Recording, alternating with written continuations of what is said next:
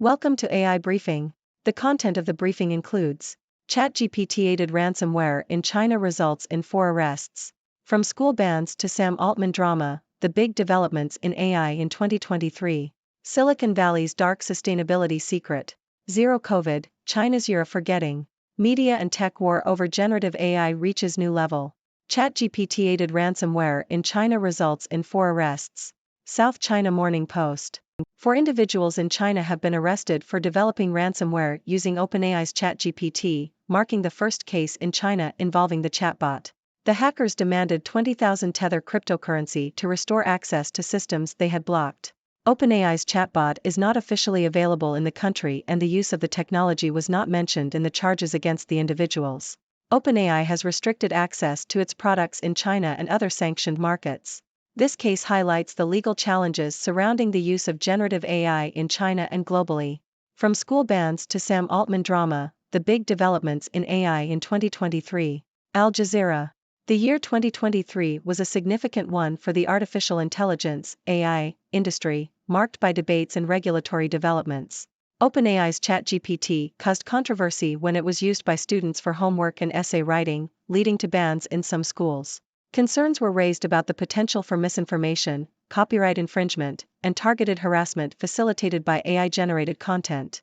In response, governments and regulatory authorities began rolling out new laws and regulations to manage the development and use of AI. OpenAI also faced internal struggles, resulting in the firing and subsequent reinstatement of CEO Sam Altman. This incident highlighted the tension between safety concerns and commercial interests in the AI industry.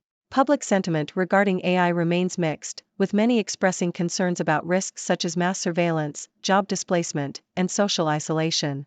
Policymakers have responded by introducing legislation to regulate AI, such as the European Union's draft legislation requiring developers to disclose training data and comply with privacy laws. Interim international agreements on AI safety were also signed by several countries.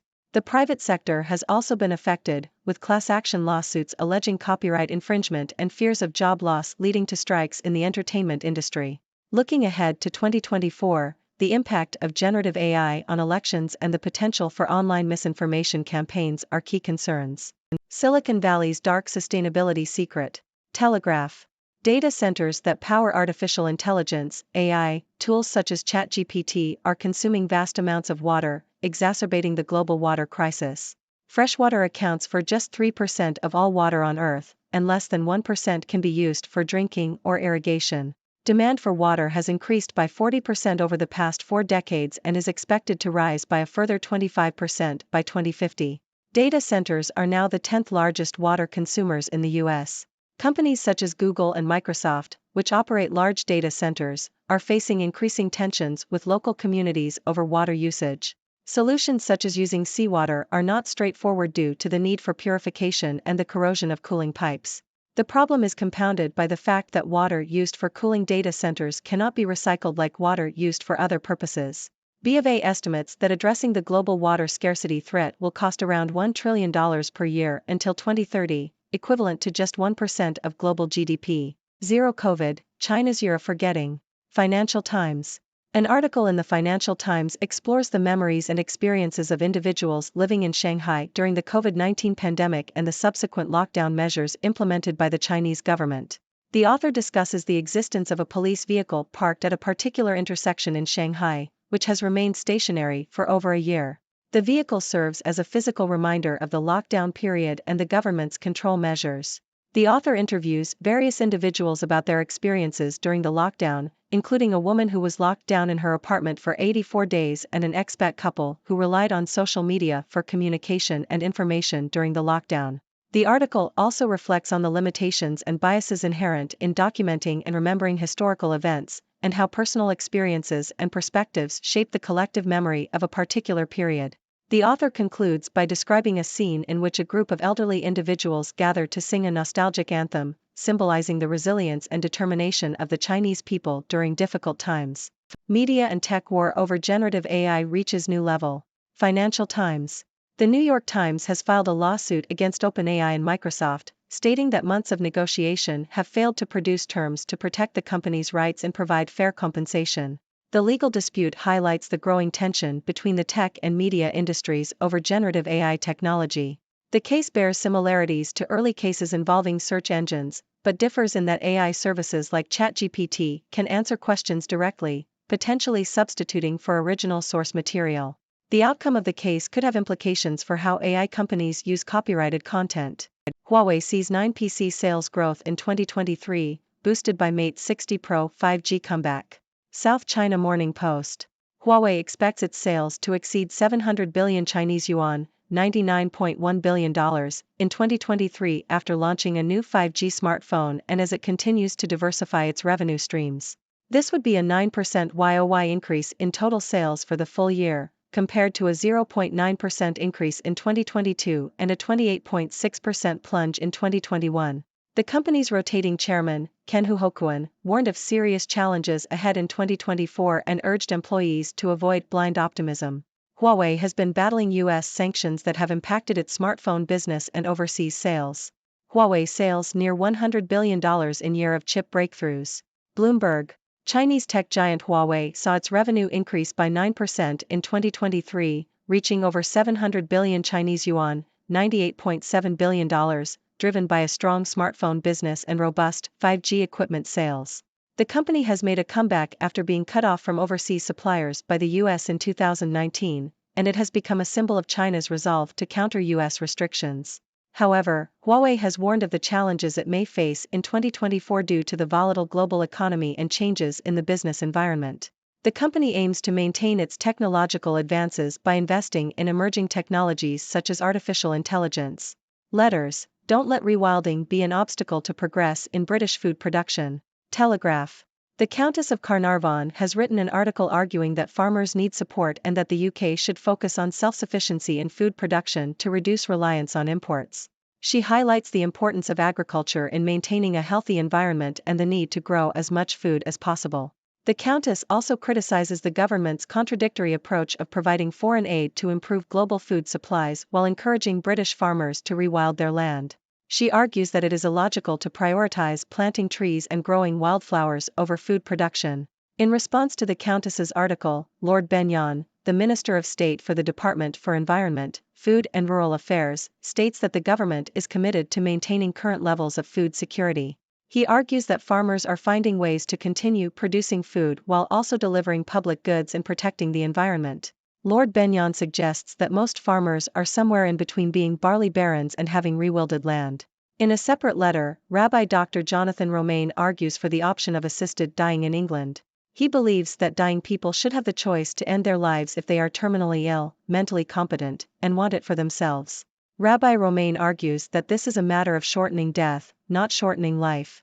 He cites the case of a dying woman who prays every night that she won't wake up in the morning and believes that it would be more compassionate to offer the option of assisted death in England rather than forcing her to suffer against her will.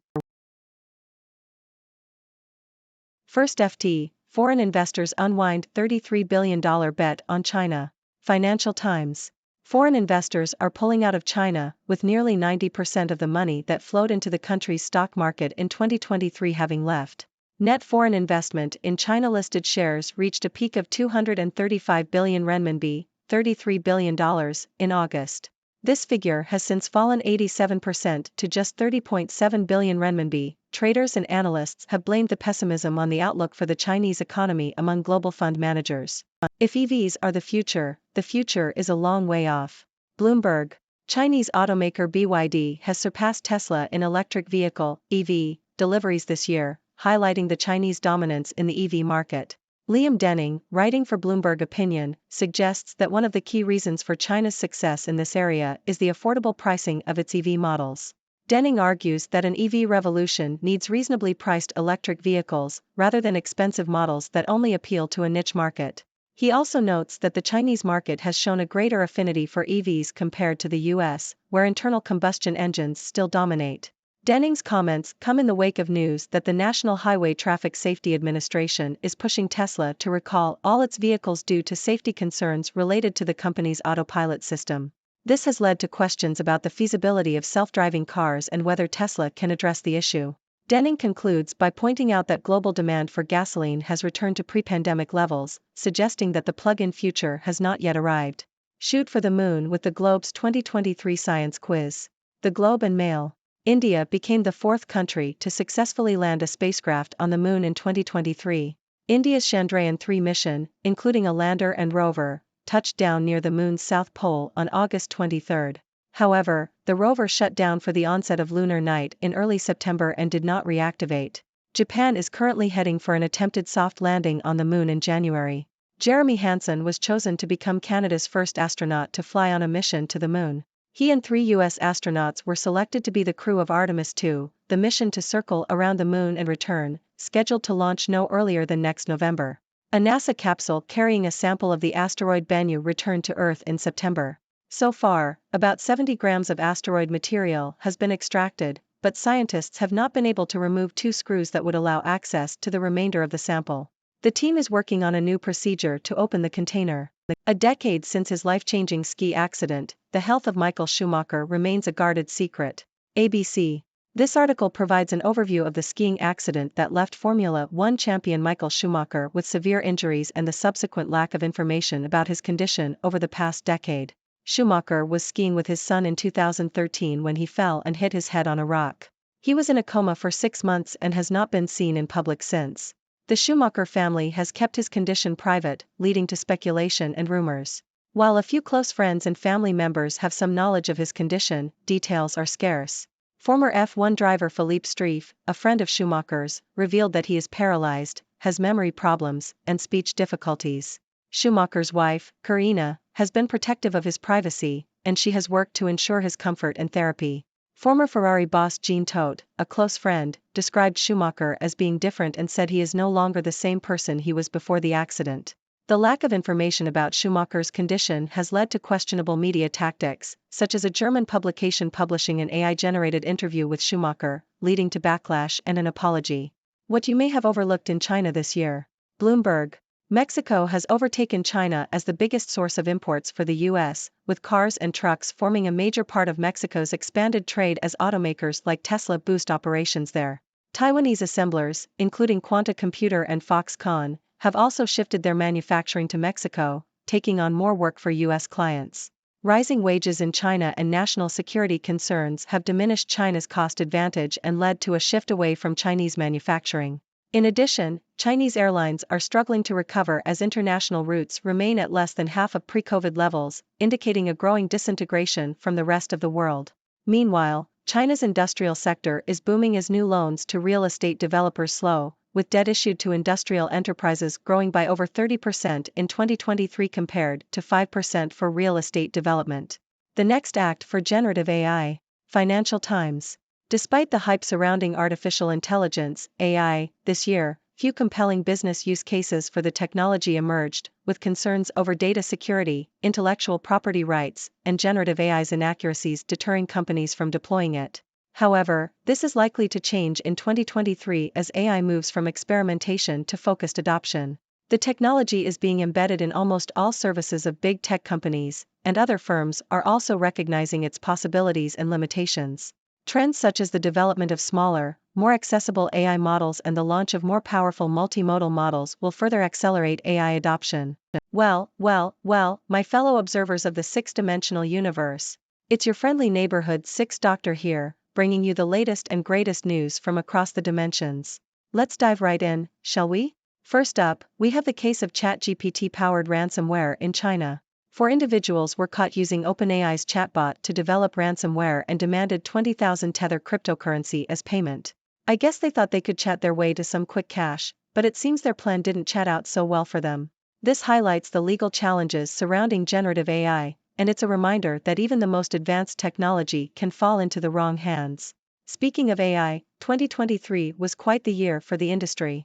OpenAI's ChatGPT caused quite a stir when students started using it for their homework and essays, leading to bans in some schools. Governments and regulatory authorities started rolling out new laws and regulations to manage the development and use of AI. And let's not forget the drama at OpenAI itself, with CEO Sam Altman getting fired and then reinstated. It seems the AI industry is grappling with the tension between safety concerns and commercial interests, and the public sentiment remains mixed. But it's not all fun and games in the AI world. The dark sustainability secret of Silicon Valley's data centers has come to light. These centers, which power AI tools like ChatGPT, are consuming vast amounts of water, exacerbating the global water crisis. We're talking about fresh water, people. And with demand for water expected to rise by 25% by 2050, companies like Google and Microsoft are facing increasing tensions with local communities over water usage. It seems AI's thirst for power is leaving us all parched. In other news, China's zero-COVID approach during the pandemic has led to a year of forgetting. An article in the Financial Times explores the memories and experiences of individuals living in Shanghai during the lockdown. It's a fascinating look at how personal experiences shape our collective memory of a particular period. And speaking of forgetting, Wall Street analysts and strategists have been left humbled by their failed predictions for 2023. It seems even the experts can't predict the unpredictable. Maybe they should consult an AI chatbot next time? Now, let's talk about Huawei, the Chinese tech giant that has been battling US sanctions. Well, they seem to be making a comeback with a 9% increase in sales in 2023, thanks to a new 5G smartphone and diversifying their revenue streams.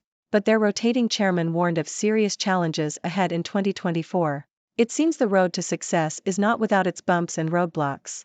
And finally, we have a letter from the Countess of Carnarvon arguing for self-sufficiency in British food production. She believes farmers need support and that it's illogical to prioritize planting trees and growing wildflowers over food production. I guess she's not a fan of the rewilding movement. And in another letter, Rabbi Dr. Jonathan Romaine argues for the option of assisted dying in England, believing it's a matter of shortening death, not shortening life. It's a heavy topic, but one that deserves thoughtful consideration. So there you have it, my dear viewers. Another whirlwind of news from the six-dimensional universe.